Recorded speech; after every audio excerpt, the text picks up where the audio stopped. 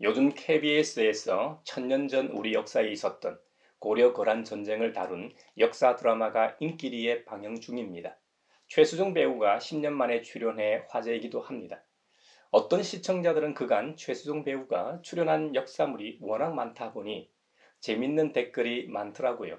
신라의 김춘추, 발해의 대조영, 해신 장보고, 고려의 왕건, 조선의 이순신 역할까지 모두가 최수종이었는데 이제는 고려를 건국한 사람이 훗날 귀주대첩의 주인공 강감찬 장군으로 나오니 헷갈린다는 분들도 있다는 거지요.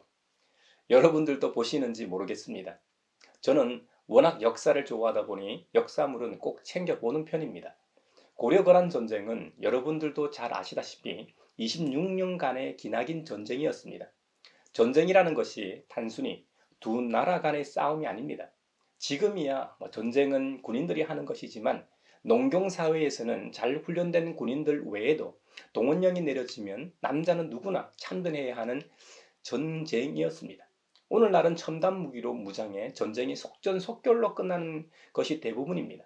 물론 미국 베트콩 전쟁처럼 밀림에서 게릴라전으로 길어지기도 하고 지하 땅굴을 활용한 이스라엘 하마스 전쟁처럼 길어지는 경우도 있지만 오늘날은 대부분 전쟁 무기와 국방력이 전쟁의 승패를 결정짓습니다.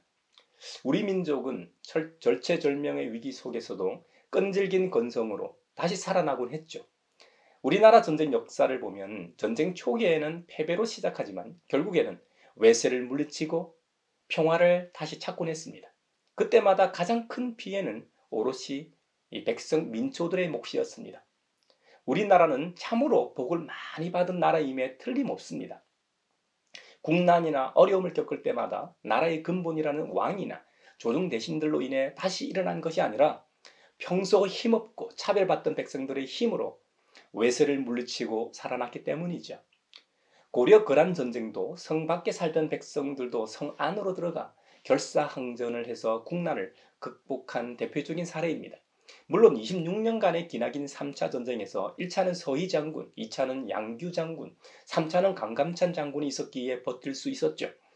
강감찬의 귀주 대첩은 우리나라 역사상 3대 대첩으로 불리고 있죠.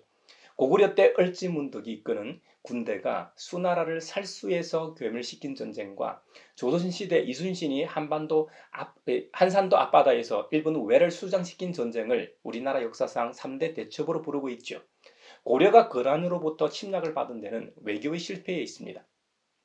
중국의 병법서인 36개에 나오는 원교 근공의 전략을 잘못 썼기 때문이라는 역사학계의 주장이 있습니다. 원교 근공은 먼 나라와는 우호를 맺고 가까운 나라를 공격한다는 의미이지요. 자국의 유리한 위치를 점하기 위해 취하는 외교 정책입니다. 하지만 이건 역사를 볼 때 강대국이 자국의 실리를 위해 사용했던 정책입니다. 하지만 고려는 건국 초기부터 동북아에서 그리 강한 나라가 아니었는데 이런 정책을 펴므로 국난을 초래하게 된 것이죠. 원교 근공은 중국 전국시대에 중원의 7나라 중 가장 강한 나라였던 진나라가 패권을 차지하기 위해 비슷한 세력의 제나라를 치기 전 진나라와 이 제나라 사이에 있는 이 한나라와 위나라를 정복하여 길을 튼 다음 주위 5나라를 정복하고 마지막으로 원교 근공의 원교 외교 정책을 통해 결맹했던 제나라를 멸망시키고 중원 통일을 이루었던 외교 정책입니다. 고려가 강대국도 아닌데도 강대국 거란과 외교적으로 원교 근공 외교 정책을 이용했다는 문제점도 있지만 방심하고 국방력과 국경을 방어하는 데 소홀했다는 점도 큰 문제점이었습니다.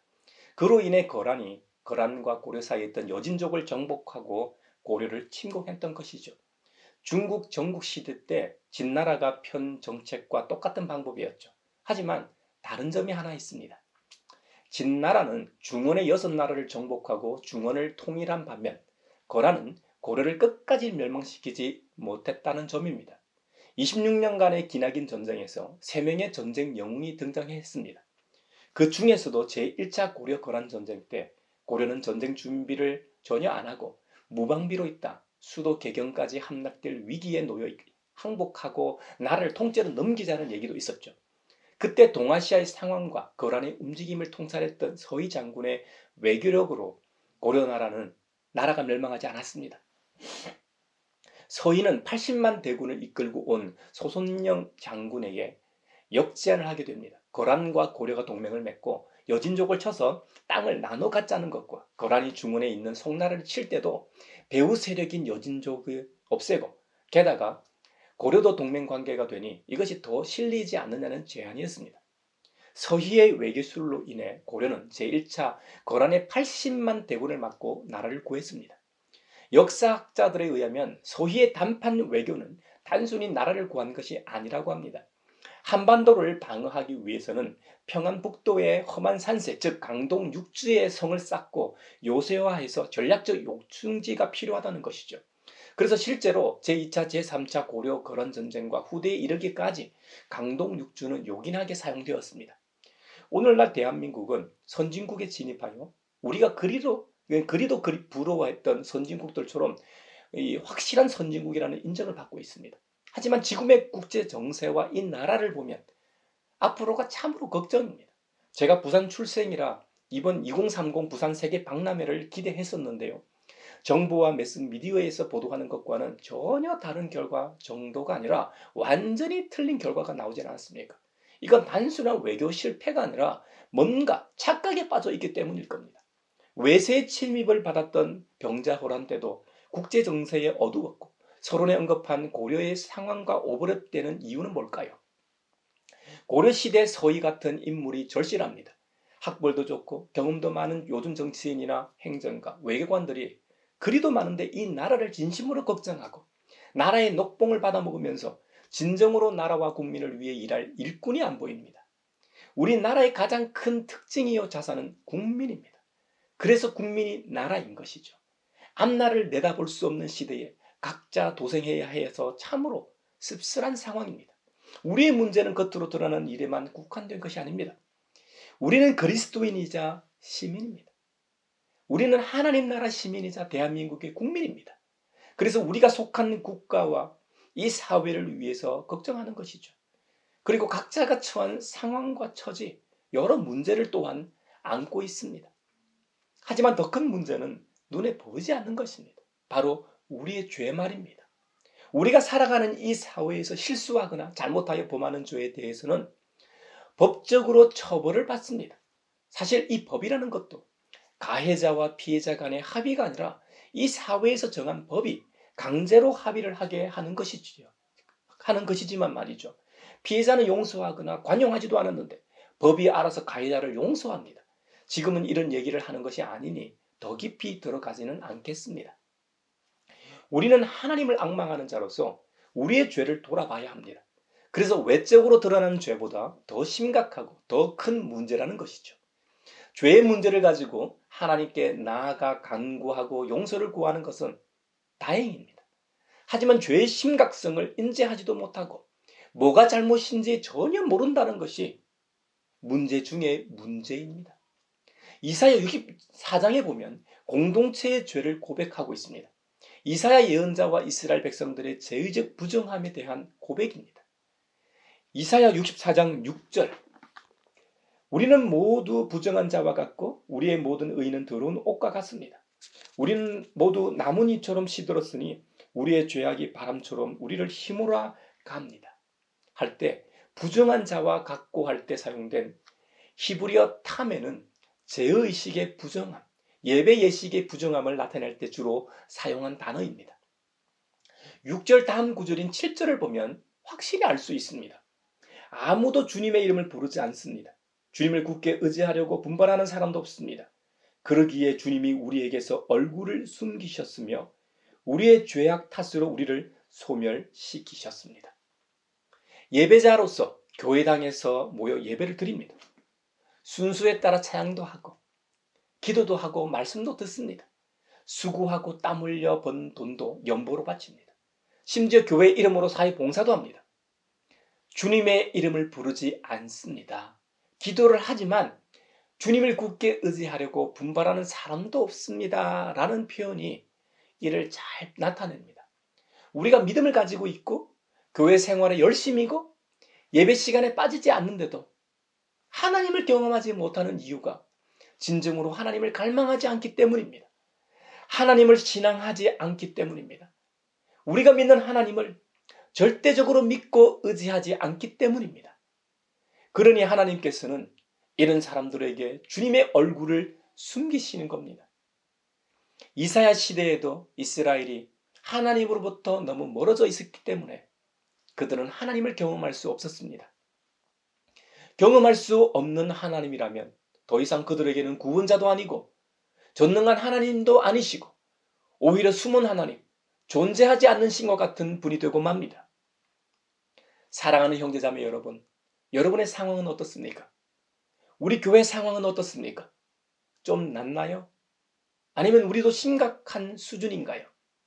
예배자로서 우리가 기억해야 할 첫 번째는 우리는 예배를 위해 태어난 존재임을 잊지 말아야 합니다. 우리는 예배를 위해 태어났습니다. 우리는 무너진 예배를 회복하기 위해 거듭났습니다.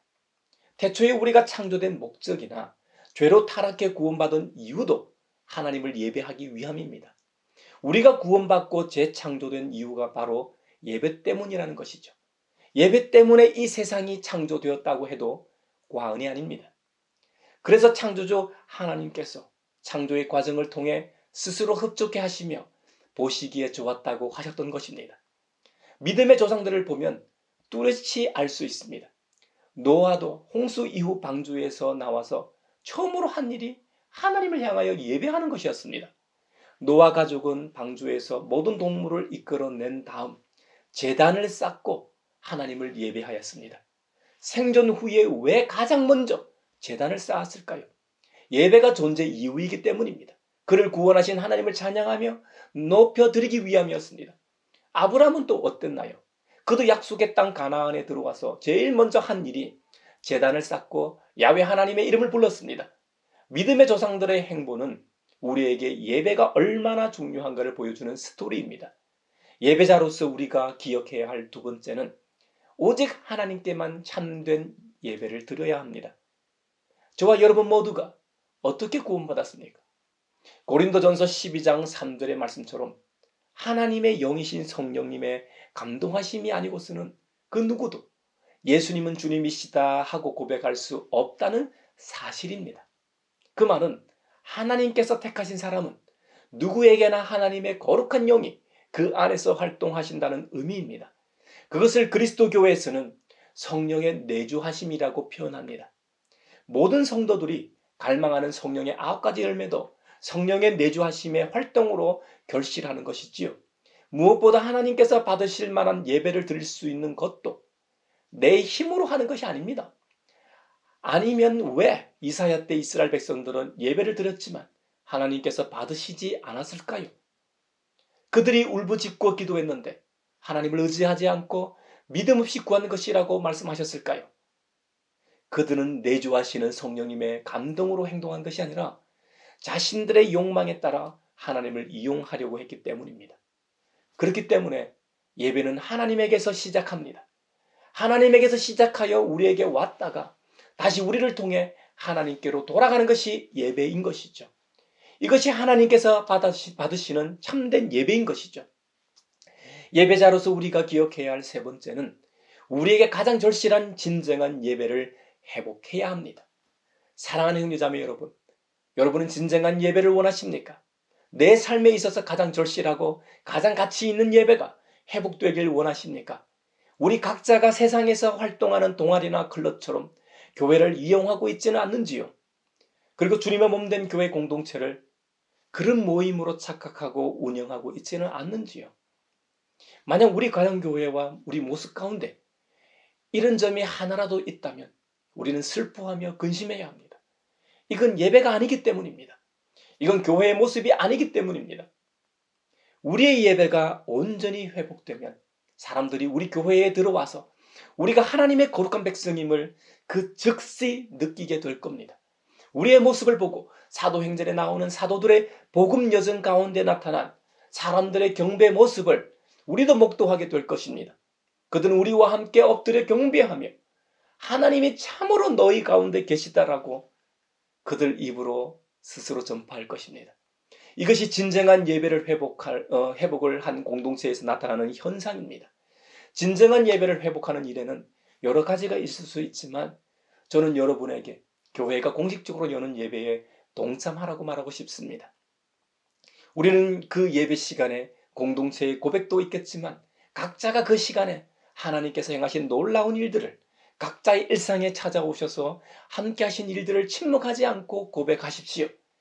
이것이 진정한 예배입니다. 구약 시대나 신약 시대의 성도들의 모습 속에서 공통적으로 발견하는 것은 하나님께서 하신 일들을 고백하며 찬송하는 일이었습니다. 이것이 살아있는 새 노래입니다. 그리고 진정한 예배를 회복하기 위해서 이제부터 예배 중심적인 삶을 살기로 결단하십시오. 미지근한 신앙에서 벗어나십시오. 이전의 삶에서 탈피하십시오. 탈피 동물들은 탈피를 해야만 살 수 있습니다.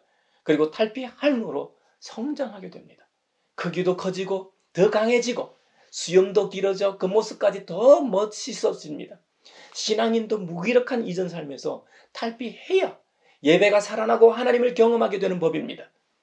사랑하는 형제자매 여러분, 우리 모두가 매번 예배를 통해 영적으로 탈피하는 경험을 하길 바라며 축원합니다. 이사야는 다시 한번 이스라엘을 향하여 구원의 은혜를 베풀어 주십사 간구하고 있습니다. 왜 이사야는 하나님께 다시금 간구할까요? 그 근거가 두 가지입니다. 먼저 야훼 하나님은 이스라엘의 아버지이시기 때문이라고 말합니다. 이사야 64장 8절입니다. 그러나 주님은 우리의 아버지이십니다. 우리는 진흙이요 주님은 우리를 빚으신 토기장이십니다. 우리 모두가 주님이 손수 지으신 피조물입니다. 할렐루야. 우리가 잘 아는 진흙과 토기장의 비유를 통하여 간곡히 청하고 있습니다. 비록 지금 우리가 하나님의 말씀을 어기고 범죄하여 천인공노할 죄인이 되었지만 그럼에도 불구하고 우리 이스라엘은 하나님이 손수 지으신 결과임을 기억해 주십사 간구하고 있습니다. 두 번째로 이사야가 하나님께 다시금 간구하는 이유는 이스라엘이 다름 아닌 하나님의 백성이기 때문입니다. 9절입니다. 주님, 진노를 거두어 주십시오. 우리의 죄악을 영원히 기억하지 말아 주십시오. 주님 보십시오. 우리는 다 주님의 백성입니다. 할렐루야. 우리가 구약 성경을 통해 알듯이 이사야 시대의 이스라엘 상황이 하나님의 거룩하신 말씀을 거역하고 분명히 범죄하였습니다. 이스라엘이 하나님의 백성으로 지음을 받을 때는 거룩한 성읍들이었지만 지금은 어떻습니까? 황폐하고 황량하고 사람이 살기 어려운 상태로 전락했습니다. 그 결과로 이스라엘 조상들이 하나님을 찬양하고 예배하기 위해 건축한 성전이 불에 타고 황폐하게 됐습니다. 그들의 자랑이요, 그들의 즐거움이 머물던 성전이 사라졌습니다. 솔로몬의 성전 봉헌 기도에서도 알 수 있듯이 하나님께서 이스라엘 백성들을 만나주시는 복된 장소가 바로 성전이었습니다. 그런데 그 은혜의 상징물이 사라져버렸습니다. 결국 웃음이 사라지고 환란이 들이닥치니 슬퍼하고 울 일만 남은 것이죠. 결국 이것은 인간의 힘으로 불가능한 상태가 되었다는 말입니다. 그래서 이사야 예언자는 하늘 아버지의 직접적인 개입이 필요하다고 강조하고 있습니다. 1절에 보면 주님께서 하늘을 가르시고 강림하시길 기도하고 있습니다. 여러분, 우리의 구원 역시 하나님의 직접적인 개입으로 이루어진 것입니다. 하나님께서 직접 성육신 하시지 않았다면 우리는 영적으로 아직도 어둠 가운데 있을 겁니다. 죄악으로 물들어 민족이 민족을, 나라가 나라를 대적하여 평화가 깨졌습니다. 곳곳에 기근과 지진이 발생해 평화로운 일상이 사라졌습니다. 코로나19를 통해 우리 모두가 다 경험하지 않았습니까? 지금도 우리는 병원을 갈 때는 꼭 마스크를 착용하고 있습니다. 이제 마스크 없는 세상은 사라졌습니다. 이 세상에 하늘이 땅과 맞닿는 사건을 통해 사라진 평화가 이 땅에 다시 찾아왔습니다. 그것이 주님의 성육신이었습니다. 우리 모두 예배 중심으로 살기로 결단합시다. 이것이 우리가 살 길입니다. 오늘 우리는 이사야 시대의 예배가 죽은 스토리에서 교훈을 얻을 수 있었습니다. 우리의 예배를 점검하고 우리 교회 공동체는 온전한 예배를 드리고 있는가? 우리 각자는 진정한 예배를 갈망하고 있는가? 그렇다면 우리는 예배를 회복하기 위해 어떻게 할 것인가? 사랑하는 형제자매 여러분, 이 자리에 있는 우리 모두가 예배를 통해 살아계신 하나님을 경험하길 바랍니다. 그래서 우리 각자의 삶의 자리에서 하나님과 동행하고 그 은혜를 매주 예배 시간마다 침묵하지 않고 고백하며 감사할 수 있기를 바라며 축원합니다. 우리 가양교회가 온전한 예배로 소문나길 바랍니다. 누구든 우리 공동체의 예배에 들어오기만 하면 예배를 드리고 있는 우리를 통해 하나님을 경험할 수 있길 바랍니다. 그들도 우리와 함께 믿음의 공동체를 이루는 은혜가 있기를 축원합니다.